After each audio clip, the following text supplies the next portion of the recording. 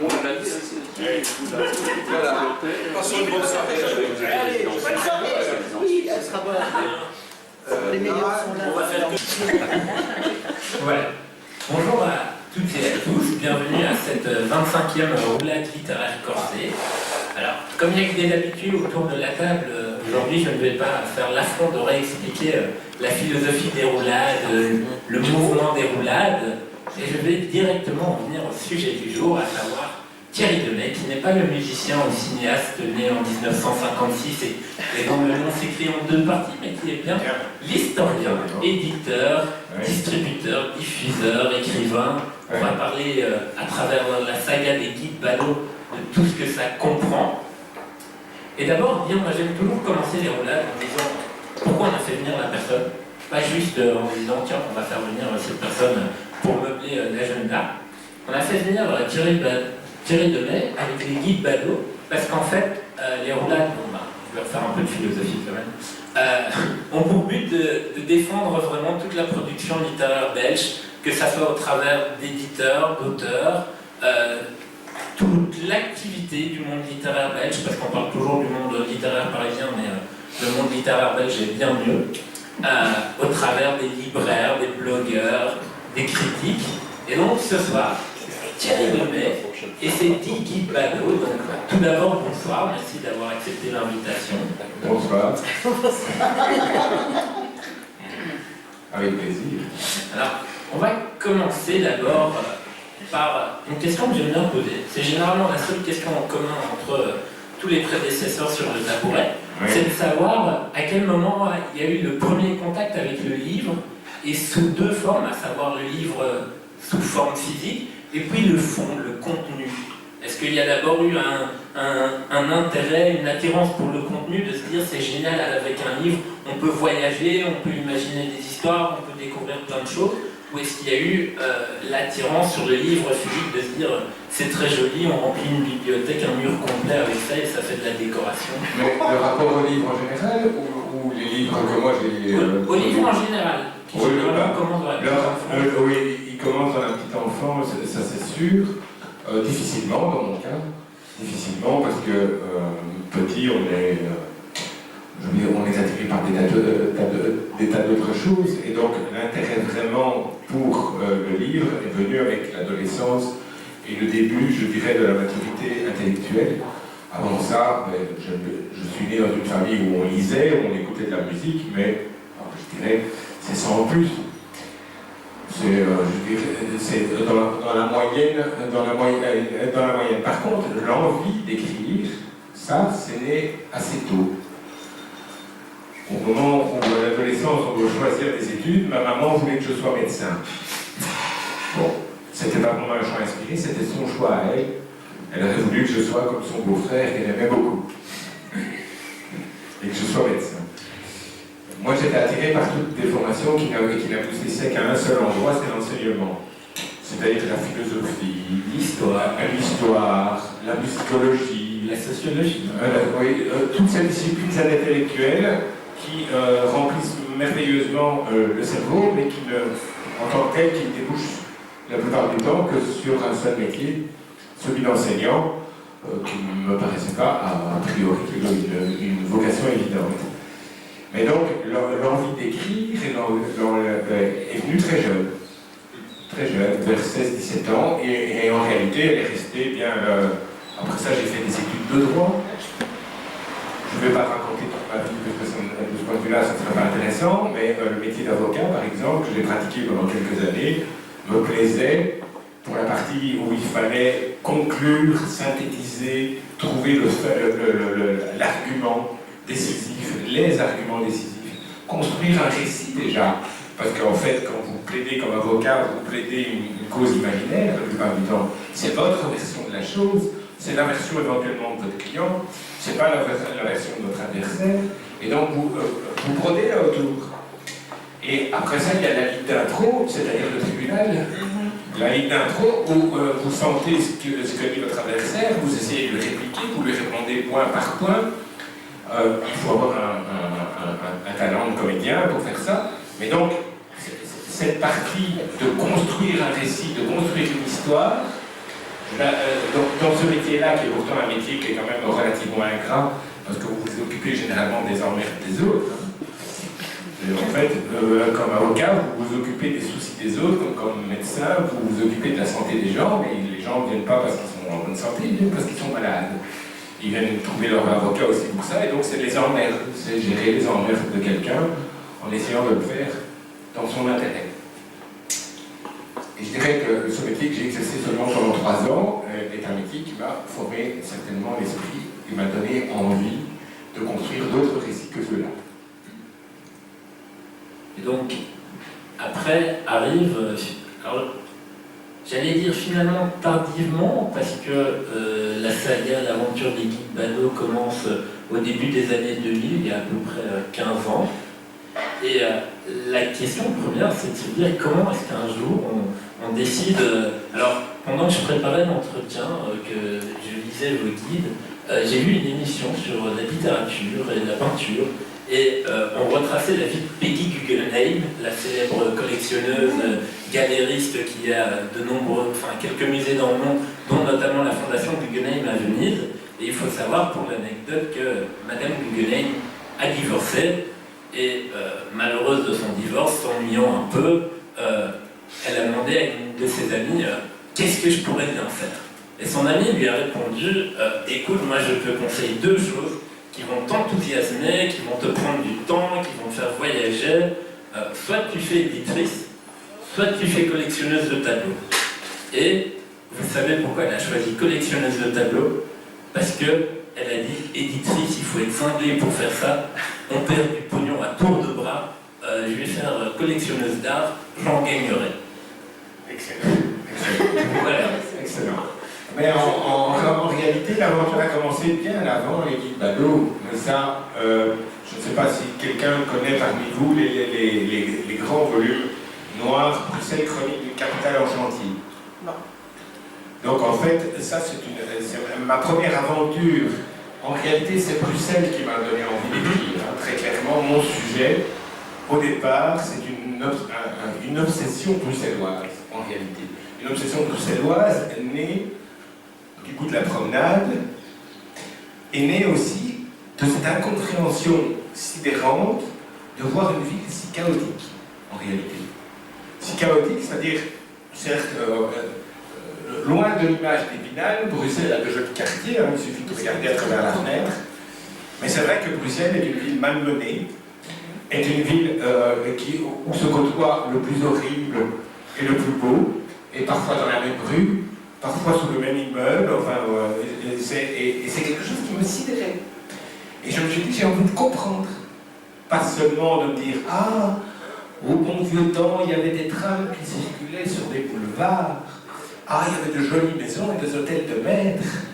Mais pourquoi ces hôtels de maîtres ont disparu? Pourquoi?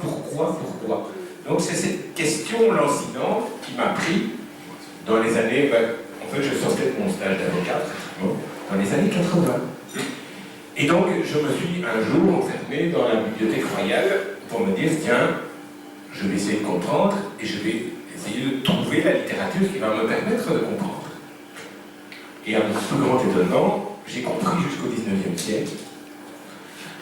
Et puis plus rien. J'ai compris jusqu'au moment où la ville a commencé à grandir. Vous avez une littérature abondante, pas forcément captivante. C'est aussi le problème. Une littérature abondante, les Henry Waters, les Mans, etc. Sur des gens qui ont écrit des volumes entiers sur l'histoire bruxelloise, depuis le Moyen-Âge, depuis l'an 1979, depuis avant même, jusqu'au 19e siècle. Et forcément, ces gens sont du 19e. C'est pour ça d'ailleurs que dans la littérature, je suis sûr que la mienne au 22e siècle sera illisible aussi. Mais donc, la littérature est illisible, mais elle est extrêmement détaillée. Et ça, c'est une question dont j'aurai peut-être l'occasion de parler, c'est que on voit le produit fini. Ouais. Mais la gestation, elle comporte aussi des facettes qu'on n'imagine pas. Vous passez beaucoup de temps à vous ennuyer à lire.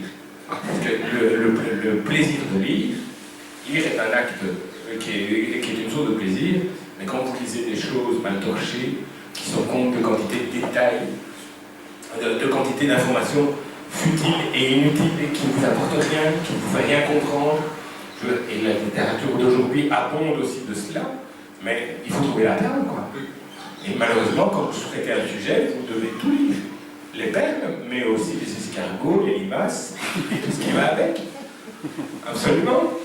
Et donc, à force d'incise, il faut que je revienne au centre du sujet, mais donc, j'ai été m'enfermer à la Bibliothèque royale pour me dire, tiens, je voudrais comprendre pourquoi la ville que je côtoie, la ville de la cité administrative, hein, vous voyez, la cité administrative de l'État, avec sa colonne du Congrès malheureuse, et ces hôtels de même complètement décrépits sur l'angle de la rue Royale, absolument. Paul Espagne notamment. Et alors, on voit la colonne du Congrès avant, qui sait encore qu'avant, il y avait un escalier royal, un magnifique. C'est une composition de Jean-Pierre Cloysenard. Personne ne se souvient de qui est Jean-Pierre Cloysenard, sauf qu'il a construit les Galeries Royales Saint-Hubert. Ça situe quand même le personnage.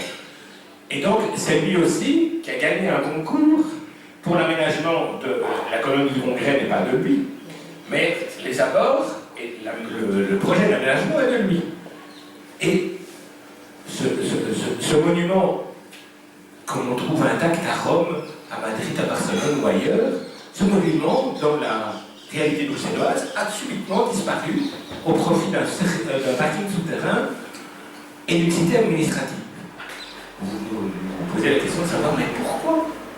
Pourquoi une œuvre si remarquable, qui a obtenu un premier prix de concours d'architecture, bien sûr c'était en 1847, mais pourquoi un tel projet qui fait partie du décor bruxellois au même titre que la Grande Place ou que les rues adjacentes, comment se fait-il que cet endroit a disparu dans l'indifférence générale? Donc c'est toutes les questions que je me posais par rapport à une multitude de sujets comme ça. Et je me suis dit, ben, ce livre-là, il est à écrire. Il est à écrire, et paradoxalement, au même moment, je lis le mémoire d'un ami qui parle du sujet.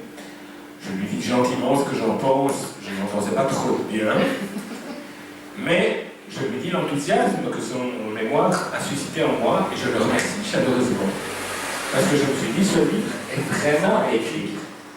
Et ça a été vraiment, ce mémoire, cet ami, ont été un déclic dans la première opération littéraire que j'ai faite, et qui est, par rapport à tout ce que j'ai publié comme guide Badaud, un travail de recherche de fond infiniment plus considérable. Et donc c'est Bruxelles Chronique du Capital en chantier, c'est 2 volumes, les grands in quarto, deux grands volumes de 350 pages chacun, avec les grands chantiers bruxellois. Le premier, je suis sûr que vous le connaissez tous. La jonction Normandie est un grand chantier, mais c'est un chantier récent. C'est un chantier du XXe siècle. Le premier chantier qui va bouleverser littéralement la Seine. Oui, exactement. Voilà, le mouvement de la Seine. Le mouvement de la Seine, il y en a, NO Textes sont intéressables sur le sujet, c'est le dernier de leur sujet. Il y a une abondance d'iconographie. Mais comprendre les raisons pour lesquelles on voûte la Seine plutôt que, pourquoi on aurait pu la canaliser, on aurait pu s'en servir comme un élément paysager dans une ville renouvelée. Bref, il y avait ces jardins, les vieilles maisons. oui, les vieilles maisons et tout en escalier, avec une fontaine en escalier, qui était un aménagement. Alors c'est ça qui est drôle, c'est de voir dans quel contexte ça se fait. L'aménagement de ce jardin du Mont-les-Arts, eh bien, se fait au moment de l'exposition universelle de 1910. Elle se passe où, l'exposition universelle de 1910? Vous posez de temps en temps une question pour voir si vous écoutez. On sait pas qu'on écoute pas, on n'a pas Non, Terre c'est 1897. Non, c'est la seule exposition au sol gauche. Dans le site de l'UNESCO. La maison de l'une, etc. Oui. Ah oui, l'avenue des Nations qui a été devenue avant. Et en prévision de l'exposition, ce qui est merveilleux, c'est qu'on va refaire le coup plusieurs fois, parce que le centre de Bruxelles On n'a pas eu besoin de la guerre pour être démoli. Vous aviez parlé de la jonction. La jonction, on commence la jonction en 1903. On la termine 50 ans plus tard. Mais en attendant, on a fait des dégâts. Hein. On a fait des dégâts, c'est-à-dire qu'on a démoli, en fait, tout un quartier, ce qu'on appelle aujourd'hui l'îlot sacré, et ça remontait jusqu'au parc de Bruxelles. On a peine à imaginer ça. Donc, je veux dire, la trame moyenâgeuse de la ville, cette trame moyenâgeuse qu'on perçoit encore aux alentours de la Grande Place, elle s'étendait. Bon, il y a eu le mouvement de la Seine qui l'a partiellement entamé, mais ça remontait jusqu'au parc. Tout ce qu'il y a depuis la Grande Place, depuis la rue de la Colline, jusqu'au parc de Bruxelles, tout ça, c'est une ville moderne. Aujourd'hui, elle est cicatrisée. Pendant 50 ans, c'était un chantier à ciel ouvert. Un trou. On n'a pas eu besoin de bombardement. On a laissé pourrir les immeubles, on les a expropriés, on les a démolis, et puis chaque fois qu'il y avait un événement international, les autorités politiques se grattaient la tête. Et je me demandais, mais comment est-ce qu'on va cacher tout ça? Comment est-ce qu'on va cacher tout ça? C'est quand même pas très avenant en 1910, 1935, 1958. On oublie. En 1958, la Bibliothèque royale des Arts, c'est une façade de carton-pâte. Hein. C'est une fausse façade qu'on met pour l'exposition. On a aménagé le jardin. C'était plus simple. Le nouveau jardin. Mais à côté de ça, quand la bibliothèque n'était pas finie, on a fait une fausse façade de bibliothèque. Et avant ça, c'était l'avenant. En 1910, on a fait ces cascades qu'on a traitées à l'époque de petites Suisses de contrebande. Petites Suisses de contrebande. Tout le monde s'est moqué de cet aménagement en 1910, qui patatera. Évidemment, quand on construit la bibliothèque royale, ce jardin en cascade ne convient plus, parce que sinon on enterre la bibliothèque, il faut choisir. Et donc on décide de faire une esplanade avec un grand parking en dessous, à la place de ce jardin, que tout le monde va alors regretter. Parce que le provisoire de 1910 est devenu définitif jusqu'en 1957-58. Vous voyez, à Bruxelles, on prend le temps. Hein. Aujourd'hui, on le voit encore avec le piétonnier. Le piétonnier, la chaussée d'Ixelles, je vais regarder. Vraiment, on a multiplié les fronts, et c'est le bordel. C'est le bordel. Alors, si on revient un peu à la naissance justement des guides Badeaux, vous avez dit, il y a eu ces deux autres ouvrages avant. Quand on regarde votre bibliographie, il y a des articles dans des publications, notamment à l'IRPA, donc l'Institut Royal du Patrimoine. Oui, il y a la petite collection sur Bruxelles, Ville d'Art et d'Histoire, que je suppose que la plupart d'entre vous connaissent, les petits fascicules. Bruxelles, Ville d'Art et d'Histoire, qui traite d'un thème particulier. Il y a 55 petits fascicules, qui coûtent aujourd'hui 7,50 €. C'est généralement merveilleusement bien fait. C'est une petite collection patrimoniale que j'adore. C'est pas parce que j'en ai fait quelques-uns, mais je trouve que la collection est belle, que la collection est accessible, et que la plupart des auteurs sont des auteurs de qualité.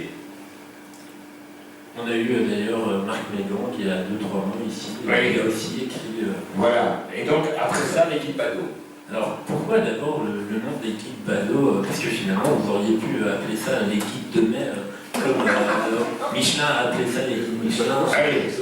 Alors déjà guide, comme ceux qui ont parcouru, c'est pas un guide touristique. Ça ne ressemble pas à un guide touristique. C'est un livre d'histoire long, laborieux et je pense vivant. Je ne vais pas me... mais c'est d'abord un livre d'histoire agrémenté de promenades de découverte. Donc le terme guide ne s'impose pas, encore que moi je trouvais que le terme guide, guide historique, guide patrimonial, je trouvais ça un peu vendeur. Parce que je suis un peu écrivain, mais je suis un peu commerçant aussi. Et donc, je me suis dit guide, c'est bon. Alors bateau, vous savez ce que c'est qu'un bateau? C'est un touriste qui... C'est quelqu'un qui travaille, qui voit une façade et qui se dit, enfin c'est quoi? C'est quoi etc. Mais je me suis dit qu'il bateau, B-A-D-A-U-D, ça va pas le faire. Donc il faut que je rende ce mot, que je le masque, en quelque sorte. Donc le bateau s'est transformé en bateau E-A-U-X, et alors plus intime, Ba, c'est ma fille aînée qui s'appelle Barbara. Et Do, c'est ma fille cadette qui s'appelle Madeleine et qu'on surnomme Mado. Ba, Do. Voilà. Comme ça, vous connaissez presque toute l'histoire. Alors, aujourd'hui, il y en a 10. Aujourd'hui, il y en a 10, mais Ouais. il a fallu commencer par le premier. Ah oui. Est-ce que quand on se lance sur le premier, est-ce Ouais. qu'il y a déjà l'idée, est-ce qu'on sait déjà les 5, 6, 8 autres Voilà, et finalement, ouais. peut-être qu'aujourd'hui, vous savez exactement que vous voulez faire une collection de 25 ou 30 ouvrages et que tout est déjà dans votre tête et que c'est un ensemble qui aura une cohérence au bout du chemin. Ou Oui. est-ce que c'est un peu C'est pas cohérent. sur commande, ah tiens, est-ce que vous ne feriez pas un guide là-dessus? Ou tiens, moi je vais faire un guide là-dessus parce que ça m'intéresse. Personne ne m'a jamais rien commandé. Et donc personne ne me commandera jamais. Non. Mais par contre, c'est vrai que c'est pas une idée. La vérité est à mi-chemin. La vérité est à mi-chemin. En réalité, quand vous écrivez le premier, le deuxième commence à émerger. Parce qu'en fait, quand vous écrivez Bruxelles en vert, vous vous rendez compte quand vous êtes au bout que vous avez écrit 550 pages et qu'il y a un sujet que vous n'avez pas pu traiter, c'est la forêt de soigne. C'est bête, hein, quand Bruxelles en vert. De se dire, la forêt de soigne, c'est-à-dire le principal poumon vert de la région bruxelloise, le principal espace vert n'est pas dedans. Horreur, mais j'ai pas la place. J'ai pas la place. Alors il faut faire un deuxième volume. Et se dire, mais enfin, et alors autour de la forêt de soigne, c'est bien la forêt de soigne. Bon, il y a le rouge cloître, hein, il y a des enfants noyés, il y a différents sites de la forêt, j'adore la forêt de soigne. Mais en fait, tout autour de Bruxelles, il y a des domaines comme ça. Alors, vous allez à Tervuren, vous allez à Gazbeek. Ah oui, là, c'est Ouais, on est toujours autour de Bruxelles. Vous allez à la Hulpe.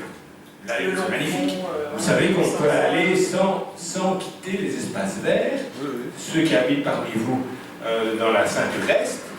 Donc, vous allez prendre la promenade du chemin de fer, vous pouvez aller jusqu'à la Hulpe sans quitter la forêt. Hein. On l'a fait. Donc, le château de la Hulpe, la petite cité de Genneval-les-Bains, ça fait rêver, Genneval-les-Bains, on se baignait dans le lac. Vous imaginez ça encore aujourd'hui? Hein? Et puis, il y avait, franchement, Genneval-les-Bains, à l'époque, se rendre compte comme... donc, c'est le 19e, fin 19e, début 20e. à l'époque où on a construit Ouais. sur les hauteurs. Vous avez des villas balnéaires, des villas normandes, très très belles à Genneval. Et donc, effectivement, le volume, il se construit tout seul. Hein. Je vais voir si le grand avantage d'IKEA Thomas, c'est que je peux rajouter des feuilles suivant pour les sujets.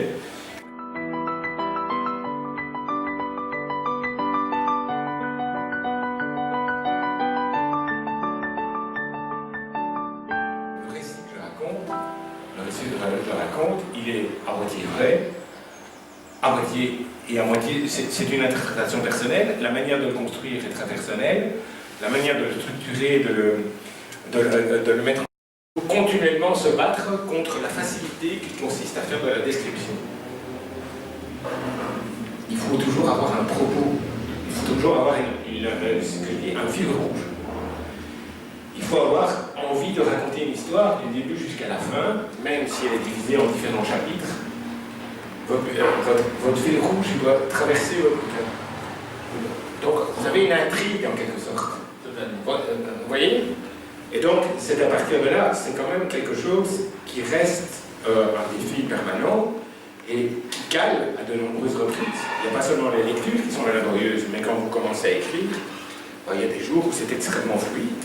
Mais il y a des jours où ça cale complètement et vous ne faites rien de bon. Et si vous ne travaillez pas ce jour-là, le jour où ça marchera n'arrivera jamais non plus. Donc c'est une sorte de constance. Donc quand un livre, ce n'est que quand un livre est ficelé que j'entame le livre suivant, mais évidemment comme il est ficelé et que je dois m'occuper de tout le reste, je m'occupe toujours de 2 livres en même temps. Et si on prend votre point de vue d'éditeur, est-ce que ça aurait pu être envisageable ou est-ce que ça serait envisageable dans le futur que les guides badauds ne soient plus uniquement les guides badauds et qu'il y ait une seconde collection qui vienne s'y mettre pour faire une ouverture de diversité, ou est-ce que vous allez vraiment juste continuer à ce que l'ASBL des guides badauds publie du guide badaud et ne s'ouvre pas à... Elle pourrait s'ouvrir. Non, ça c'est pas un problème. Il faut simplement avoir les auteurs, les sujets. Je sur quelqu'un qui a envie d'écrire et qui le ferait un petit peu dans le même état d'esprit. Ça, c'est pas exclu.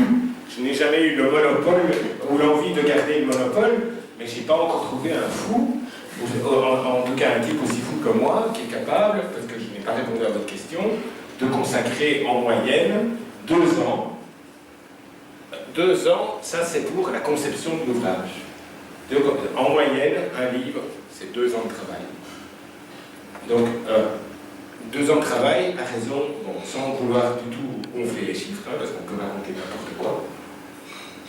Il y a 7 jours dans une semaine, vous comptez que la moitié de la journée, je la passe la plupart du temps sur mes ouvrages. Bon, 4 heures, 5 heures, enfin 7 jours, 35 heures semaine, multiplié par le nombre de semaine. Voilà. Je veux dire, tout le temps dedans. Et d'ailleurs, les vacances, ça m'ennuie, ça m'angoisse. C'est tout simple. Simplement parce que je suis attaché à mon sujet comme le chien à son maître. Parce que c'est bien le maître qui devient le sujet, le sujet qui devient le maître, et moi qui deviens son chien, et j'ai énormément de mal à quitter mon travail. Et alors, après, il y a toute la vraie vie, enfin, il y a la vie de l'ouvrage dans sa partie conception, et puis il y a la vie de l'ouvrage dans sa partie vécue, quand vous allez vers les librairies, les bibliothèques, etc. Et est-ce qu'il y a des ouvrages comme ça se reçoit bien en librairie? Est-ce qu'il y a quand même un retour, ces 10-15 dernières années, il y a un retour à l'histoire, on a une pléthore d'émissions télévisées qui vendent l'histoire, que ce soit Secret d'Histoire, des Racines et des ailes, Cellules belges, encore vendredi soir, il y avait dossier d'histoire spécial Expo 58. Donc finalement, il y a vraiment un intérêt et un territoire à partager l'histoire aujourd'hui. À travers différents médias. Peut-être pas plus qu'avant, mais de manière plus accessible aussi. Je pense notamment aux ouvrages du métronome de Laurent Deutsch, etc. L'histoire a vraiment essayé de rentrer dans le foyer de chacun, et donc est-ce que finalement les libraires ils participent aussi Écoutez, de ce point de vue-là, j'ai un peu de chance. Parce que, effectivement, d'abord, comme équivalent, je pense que vous l'avez dit, je veux dire, c'est une niche, ce qu'on appelle une niche sur le plan commercial, c'est-à-dire qu'il n'y a personne d'autre qui fait ça. Hein, vous avez des tas de livres sur Bruxelles, mais la plupart du temps, 9 sur 10, sont à pleurer sans vouloir, je veux dire, c'est des livres événements, ça vit comme, malheureusement, aujourd'hui, beaucoup de livres, même de littérature en librairie, ça fait quelques mois, et puis ça meurt. J'ai l'angoisse de la mort, et donc, comme tout le monde, quand j'écris un livre, j'ai pas envie de le voir disparaître, et c'est une des raisons pour laquelle je n'ai jamais écrit de roman. D'ailleurs, je pense que je n'en suis pas capable. J'avais envie de faire des livres de référence, c'est-à-dire des livres qui seraient indémodables à la manière des dictionnaires, par exemple. Un dictionnaire, vous avez toujours une édition l'année suivante, et donc un dictionnaire évolue, mais un dictionnaire reste valable. Et ces livres sont, je pense, devenus, dans une certaine mesure, effectivement, à des degrés divers, des livres de référence. C'est des livres qu'on recommande. Bruxelles en vert est sorti en 2003. En 2018, j'en vends 200 par an. C'est pas une masse énorme, mais j'en vends 200 par an. Et puis effectivement, en termes d'ouvrages de référence, j'allais dire, vous allez dans les bibliothèques, là j'ai été dans les miennes et puis au Riche-Clair, mais j'aurais pu faire le test ailleurs, je suis à peu près sûr que ça aurait fait la même chose. Il y a l'ensemble de vos guides qui sont en bibliothèque, et je pense que quasiment toutes les bibliothèques, en tout cas de l'agglomération bruxelloise, achètent chaque fois qu'il y a la sortie du Bado. Et c'est vrai que de manière générale en librairie, vous devez lutter contre l'obsolescence programmée. Hein. C'est-à-dire que sans cesse, il faut revenir en disant oui, écoutez, la saison commence à faire beau. Vous ne trouvez pas que ce serait bien de le remettre parce qu'il est dans le rayon? Dans le rayon, c'est pas encore sa mort, mais c'est déjà le purgatoire. Vous ne pourriez pas le mettre en tête de mon deuil ou sur les tables? Ah si, je lui pensais, oui, certainement. Il y en a qui vous racontent ça pour avoir la paix. Il y en a d'autres qui le font réellement. Et donc, sans cesse, bon, le livre est bien accueilli. La plupart du temps, il se vend honorablement à peu près partout. On me connaît. Je passe, parce que ça aussi, ça fait partie du business, je passe tous les 3-4 mois chez chaque libraire. Bonjour, comment ça va? Et alors, depuis la dernière? Vous n'avez pas beaucoup vendu, hein, cette fois-ci? Oh, mais écoutez, c'est pas grave, on va faire un petit effort.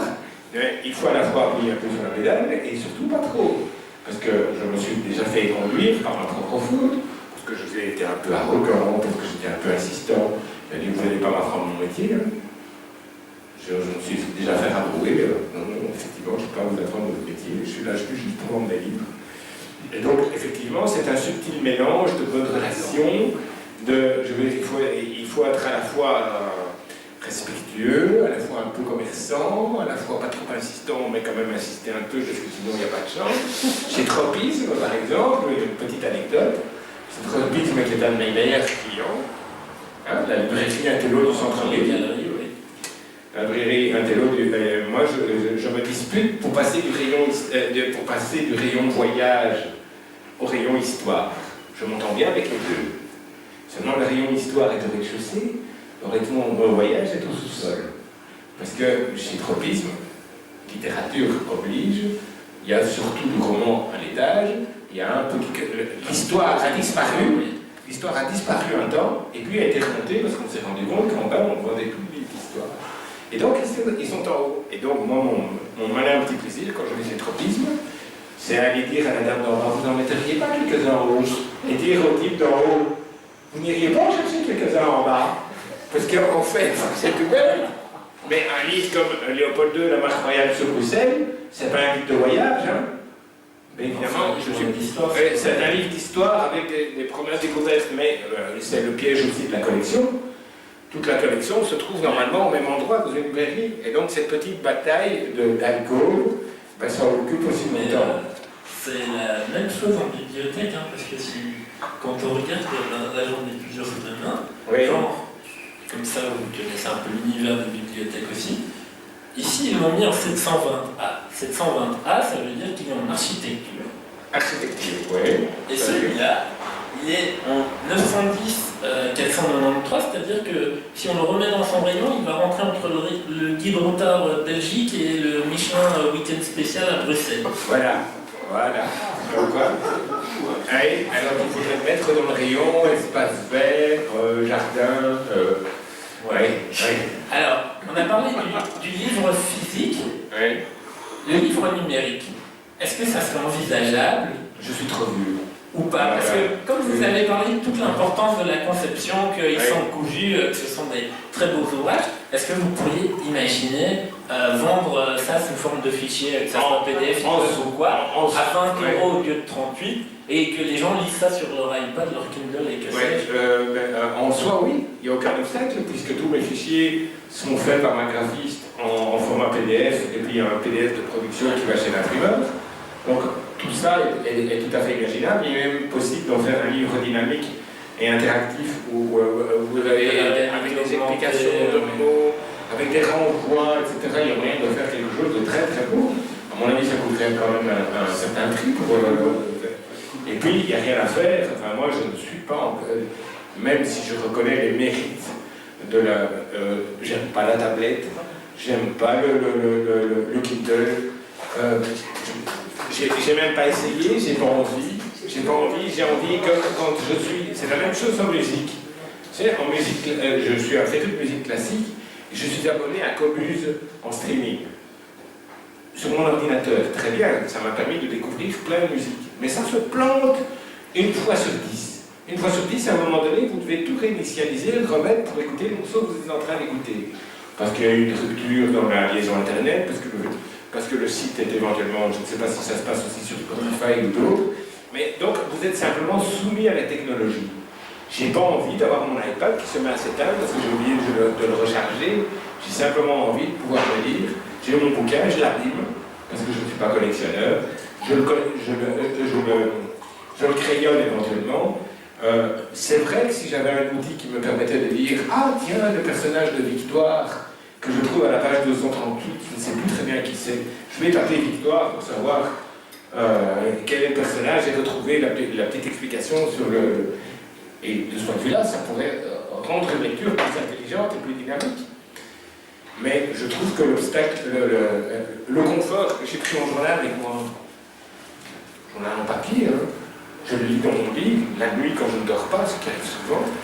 Donc je le lis dans mon lit, j'ai pas envie d'avoir mon iPad à allumer, donc je suis trop vieux. Alors ça c'est ma réponse. On a parlé faire du livre numérique. On a parlé du passé, on a parlé du présent. Si on parle du futur des guides Bado, si on s'imagine les 10 prochaines années, Oui. en allant jusqu'à peu près en 2030, est-ce que vous avez une idée de ce que ça va être? Est-ce que vous avez une idée de ce que vous voudriez que ce soit? Est-ce qu'il y a des projets? Vous avez déjà parlé de 2 ouvrages, dont un sur Vauban. Est-ce qu'il y a un moment où vous allez avoir l'impression d'avoir fait le tour, ou d'être rassasié? Le tour jamais, mais rassasié plutôt las, en fait. À un moment donné, il n'y a rien à faire. Je vous dirais ça, c'est une réalité. Quand j'entends votre maman qui me raconte que sa propre mère se balade et va à la mer à 95 ans, je suis absolument fasciné. Parce que je me sens plus vieux à certains égards que sa propre maman. Pourquoi? Parce qu'il y a aussi un phénomène. À un moment donné, vous êtes curieux. Et puis, le feu sacré, il faut l'entretenir, vous essayez de l'entretenir. Et puis, à un moment donné, il vous quitte, il vous lâche, il prend du mou. Et il faut essayer de ruser pour le faire revenir. Il faut surtout s'accrocher. Et donc, les aléas de la vie font que, eh bien, à un moment donné, la lumière va s'éteindre. Il n'y a rien à faire. Et donc, l'enthousiasme va s'éteindre. Pour le moment, j'ai encore un sujet qui est en voie de finalisation. Ça s'appelle le précaré de Vauban. Pourquoi? J'étais intrigué. Le précaré de Vauban, à un moment donné, le personnage de Vauban m'intriguait. Parce que Vauban est bien plus qu'un ingénieur militaire. C'est un homme politique. Enfin, c'est un humaniste. C'est un type qui a des idées réformistes extraordinaires. Donc c'est un personnage vraiment multiforme et c'est un génie. Vraiment un génie de son temps. Et donc, extraordinaire de biographie sur Vauban. Vous avez de quoi vous en mettre, mais vraiment plein la tronche. Hein, il y a de quoi lire. Il y a plein de Vauban il y a quelques années, je crois. Ouais, et puis, vous avez des gros bouquins, des petits bouquins, des bouquins illustrés, des bouquins, des guides de voyage, vous avez vraiment de tout sur les fortifications de Vauban. Mais est-ce que vous savez, moi je ne le savais pas, hein, qu'entre la Belgique et la France, de Dunkerque à Luxembourg et Longwy, il y avait une série, c'est ce qu'on appelait la ceinture de fer. Donc dans le précaré français, la partie nord était la partie la plus vulnérable, parce qu'il n'y a pas la mer, il n'y a pas la montagne. Or, qu'est-ce qu'il y avait au nord à l'époque de Louis XIV? Les possessions des Habsbourg. Au sud, les possessions des Habsbourg. À l'est, les possessions des Habsbourg. Il y avait des Habsbourg partout. À l'ouest d'Angleterre. Et donc, à un moment donné, c'est Vauban qui dit à Louis XIV, il vous faut faire votre précaré, c'est-à-dire il faut entourer votre territoire, comme on fait avec une prairie pour des vaches, hein, avec du fil de fer barbelé, et il faut que ça ne soit pas trop sinueux, parce que sinon c'est compliqué à défendre. Donc c'est une idée toute simple qui explique la manière dont Louis XIV va faire la guerre pendant tout son règne. Un règne très long, hein, Louis XIV. Donc, en gros, c'est 50 ans, plus de 50 ans de règne. Pardon? Ouais. Et donc, plus de 50 ans de règne et 5 campagnes identifiées de guerres successives. Eh bien, le défi, ça consiste non seulement à parler de Vauban, à parler de toutes les guerres de Louis XIV, sans passer son temps à les énumérer, je ne suis pas sûr que j'y suis arrivé, et à inclure toutes les forteresses de la ceinture de fer dedans, en essayant de les mettre en situation, au moment de leur création. Et donc, moi, ce que j'ai découvert, c'est qu'entre Dunkerque et Longwy, ben, vous avez Givet, vous connaissez Givet, Givet sur l'Homme, Charleville-Mézières, Rocroi. Effectivement, donc vous connaissez le Quesnoy, magnifique, avec sur elle un petit village qui ressemble un petit peu, c'est un petit monstre, un tout petit monstre, sinistré de la région, extrêmement sinistré, très en souffrance sur le plan social et économique. Mais quelle belle architecture, mais quelle extraordinaire. Et en fait, en Belgique, comme à Bruxelles, en Belgique comme à Bruxelles, on a les fortifications de Bourbon ont été démantelées la plupart du temps. Pourquoi? Parce que l'État est intervenu, l'État a subsidié les démantèlements. À l'époque, c'est devenu nécessaire, c'est-à-dire qu'au moment où on a créé le boulevard de Ceinture, c'est comme chez nous, eh bien, on a mis les remparts par terre. Et donc les créations de Bourbon ont été mises par terre, et en Belgique, l'État a subventionné. Tandis qu'en France, ils ont dit aux communes, vous débrouillez-vous vous-même. Alors Lille a mis tout par terre, Valence a mis tout par terre. Mais toutes les petites villes n'avaient pas les moyens. Et donc les petites villes ont gardé pendant maintenant leurs remparts et leurs fortifications jusqu'au moment où c'est devenu un atout touristique. Mais elles ne l'ont pas fait au départ parce que c'était un atout touristique. Elles l'ont fait au départ, elles ne l'ont pas fait au départ parce qu'elles n'avaient pas les moyens. Et aujourd'hui, ces villes vivent d'un tourisme historique. Vous mentirez en disant que ça attire les foules, mais quand vous voyez comment Ça attire son monde. Ça attire quand même son monde. D'ailleurs, il était à Rocroi, Oui. vous avez plusieurs personnes en train de faire le chemin, etc. Et effectivement, vous le garez. Et donc voilà, un sujet j'ai 12 itinéraires de promenade à la fin. J'ai choisi les places fortes qui me paraissaient les plus intéressantes pour ce genre de promenade et les plus significatives. Donc j'ai été très sévère, parce que Charleroi a été fortifié par Bourbon, il n'y a plus rien à Charleroi. Valenciennes a été fortifié par Bourbon, il n'y a plus rien à Valenciennes. Donc c'est pas la peine d'amener les gens là où il n'y a quasi plus rien. Mais donc voilà un sujet qui est en cours de mise en page, qui va sortir. Le défi par rapport à un sujet comme celui-là aussi est d'arriver à le vendre et à bien le distribuer. Parce que je suis distribué au Furet du Nord, mais c'est des contacts pour l'essentiel par téléphone. C'est pas bon les contacts par téléphone, il faut aller sur place. J'ai pas envie de me taper évidemment tout le temps le Furet du Nord, il faut savoir que le libraire est là au bon moment, etc. À Bruxelles, c'est facile, c'est facile. Vous y allez, s'il n'est pas là, c'est pas grave, vous repassez la fois suivante. Mais donc là, c'est plus compliqué. Mais voilà mon sujet volant. Voilà. Et donc, les guides Badiou dans 10 ans? Moi, je ne sais pas. Je ne sais pas parce que comme je vous ai dit, j'ai la vision du sujet suivant.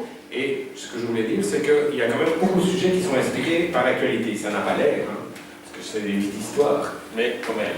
Bruxelles, capitale de l'Europe, c'était les 50 ans du traité de Rome. 2007. Léopold II, personne n'en a parlé. 2009, ça vous dit quelque chose? Le centenaire de sa mort. Personne ne l'a commémoré parce que Léopold II, c'est un personnage évidemment éminemment ambigu. Mais comme tous les grands personnages, entre nous, Louis XIV, c'est pas mieux, hein, franchement. Et donc, Léopold II était un personnage ambigu, avec une face sombre, une face à la lumière. D'ailleurs, mon premier chapitre, c'est Léopold II, portrait entre ombre et lumière. Parce qu'effectivement, la réalité, elle n'est jamais noire, elle n'est jamais blanche, elle est toujours grise. Toujours grise. Et donc, voilà, la scène, c'est mon intérêt pour le mouvement de la Seine. Je me suis dit, mais au fond, la Seine, ça coule de où à où? J'étais incapable de répondre, aussi peu. Et je me suis dit, bon, je vais quand même aller jusqu'à la source. Et la source, vous savez où c'est? Mais qui sait? La Seine coule encore à Bruxelles, en sous-sol. Mais qui sait où la Seine prend sa source? Pardon? Dans le Hainaut. Oui, dans le Hainaut. Bonne réponse. Mais le Hainaut, c'est grand.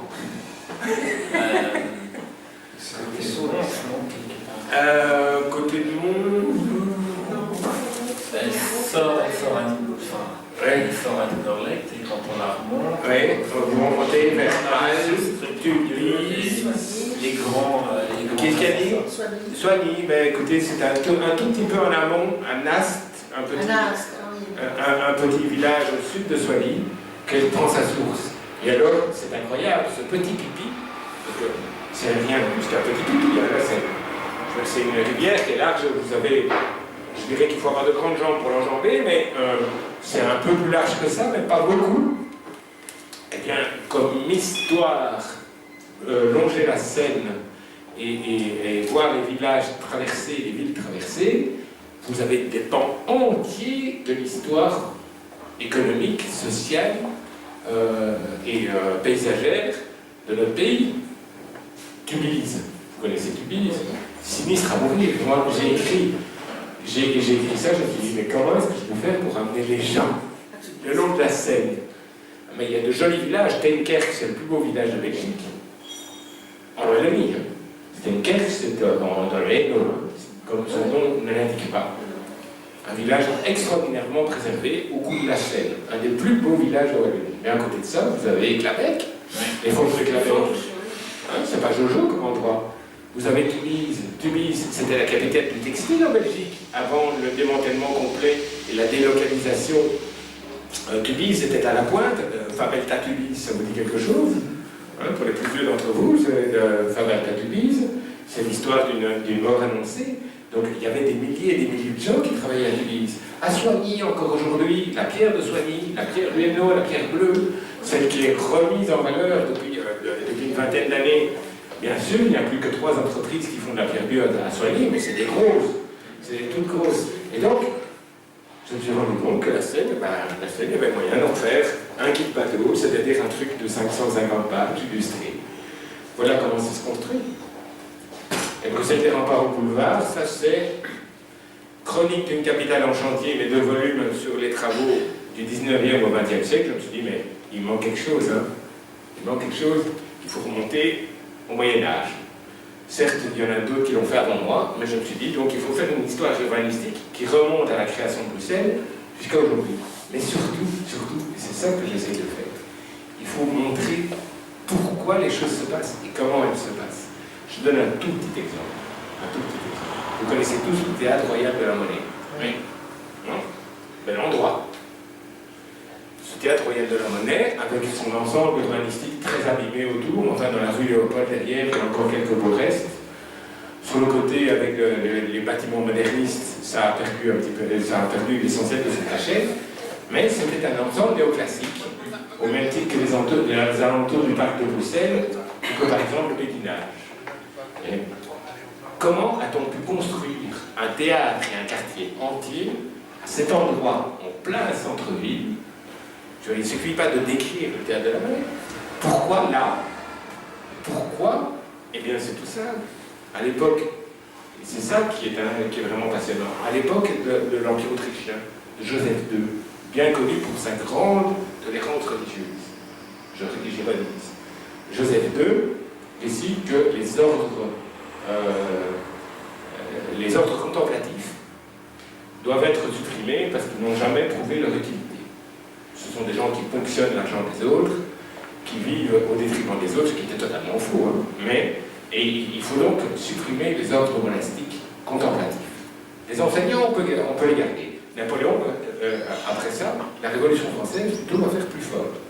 Eh bien, ça va libérer, au centre de Bruxelles, je ne vais pas vous entrer dans les détails, ça va libérer des centaines d'hectares de terrain qui étaient occupés par les couvents, dont le site du théâtre royal de la Monnaie, qui va être donc où la vente du couvent va permettre de créer un ensemble urbanistique. D'ailleurs, il y a la même chose au Béguinage.